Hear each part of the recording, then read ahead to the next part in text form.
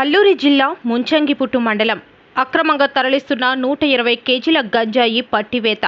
Pushpa cinema తరహాలో Bolero క్యాబిన్పై ప్యాకెట్లుగా అమర్చి అక్రమంగా తరలిస్తున్న 120 కేజీల గంజాయిని గురువారం అల్లూరి జిల్లా ముంచంగిపుట్టు పోలీసులు పట్టుకున్నారు.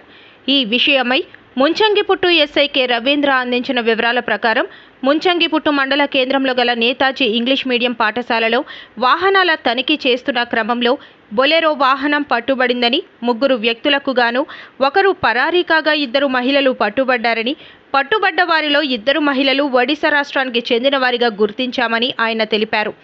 పట్టుబడ్డ వారి వద్ద నుండి 120 కేజీల గంజాయితో పాటు బొలెరో వాహనం, 2 సెల్ ఫోన్లు స్వాధీనం చేసుకోవడం జరిగిందన్నారు.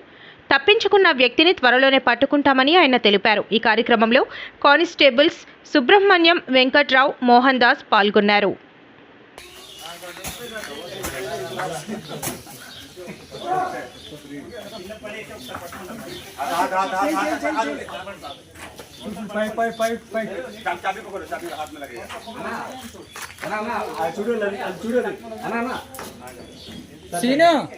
సీనా అది తీసే, అదేదో ఉంది లేపని ఒకసారి.